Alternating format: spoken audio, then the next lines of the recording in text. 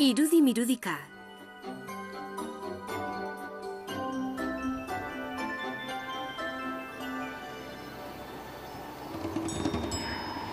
Bai, belardi ederra. Hartu arnasa sakon, mendibazter berdeetako airea, garbia eta freskoa izan oidata. Baina, ara nor topatu dugun sastraka artean. Xoko data.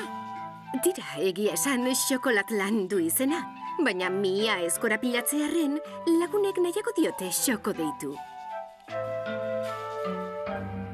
Xoko ipurtaire hutsa da, bidaiari peto-petoa. Edozein aitzakia aski du, oinpausoan hasteko. Hori bai, irribarrea aurpegian eta begiak zabal-zabalik ibiltzen da beti. Izan ere, gure xoko, amalurraren miresle eta babesle handia da.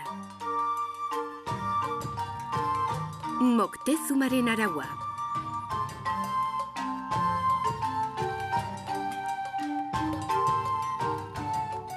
Beinola, Tenochtitlan hirirako bidezidor batean aurrera zijoala, Xokok urrunera begiratu eta gizon bat ikusi zuen bide ertzean.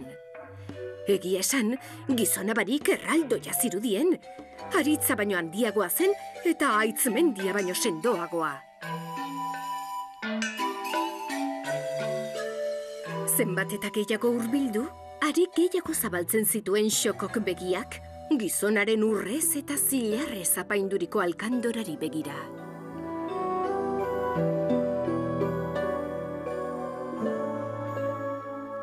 Adeitasunez elkarra gurtu, zuhaitz baten gerizpean eseri, eta biak berriketan hasi ziren.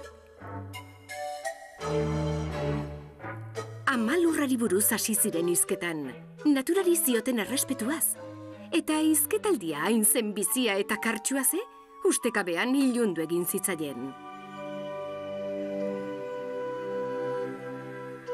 Xoko, hemendik gutxira ez diogu elkarri sudurra ere ikusiko, esan zuen gizonak. Hobe dugu gaua hemen bertan eman. Xokok gustura ematen zituen gauak izarpean. Hotzari aurre egiteko sua piztuko dugu, jarraitu zuen gizonak. Zu zoaz egurbila, nik harri batzuk pilatuko ditut suak ies egin ez dezan.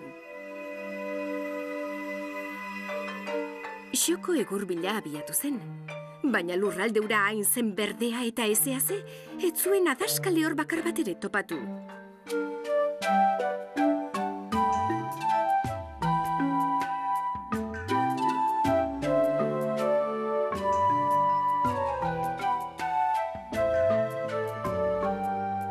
Ez zaitez larritu adaskale horrik ez dagoela ta, esan zuen gizonak Xoko esku utxik zetorrela ikusita. Moztu zuaizko iadar batzuk eta kito. Ez diet zuaizke iadarrik kenduko, erantzun zion Xokok aurpegia zapuztuta. Landareok bizi-bizirik daude, eta gainera, Moctezuma erregearen arauak izaki guztiak errespetatu behar direla dio. Bapatean gizonak koroa eder bat atera zuen zakutik. Neu naiz Moctezuma erregea! Baina, majestate, ez aldizu lotxarik ematen. Arauak zeuk jarri eta zeuk hautsi, sekula horrelakorik. Orduan, Moctezuma erregea, Xokoren herrietagatik lotxagorrituta, lotara joan zen txintik ere esan gabe. Gau hartan hotz handia egin zuen, eta hotzak hilik eman zuten biek gaua. Baina Xokok nahiago zuen hotzak egon, amalurrari kalte egin baino.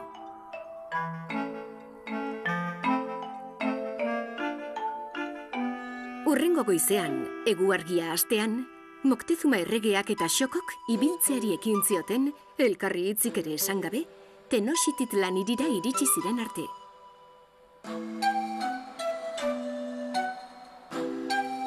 Hiriaren bihotzean, erregeren aginduz eraikitako jauregi txundigarri bat zegoen.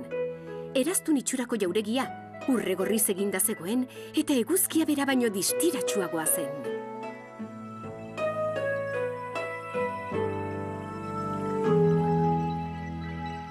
Hirira iritsi zirenean, Moctezuma erregeak jauregiaren atariraino laguntzeko eskatu zion Xokori. Kito, majestate, iritsi gara. Orain bakoitzak bere bideari ekin behar dio. Hurrengor arte, esan zuen Xokok bidaidea agurtuz. Zaude une batez, agindu zion erregek. Gauza bat esan behar dizut. Ui... Pentsatu zuen Xokok bere baitan. Epelak entzun beharko ditut orain. Haren aginduak ez betetzearren, erregek herrietan egingo ziola uste zuen. Baina bapatean, erregek betondo iluna alaitu eta irribarre zabal-zabala erakutsi zion. Eskerrik asko, Xoko. Irakatsia eman didazu. Zure lehentasunak erregeren beraren aurrean babesteko prest zaudela erakutsi didazunez, nire oinordeko egingo zaitut. Ziur nago errege zintzoa izango zarela eta herritarrei bide zuzena erakutsiko diezula. Eta hala, Moctezuma erregeak buruan koroa berdea jarri zion Xokori, naturarekin zuen loturaren adierazgarri. Eta bere moduko alkandora bat ere egin zion opari, urrezko eta zilarrezko ariz jositako eskumuturrekin.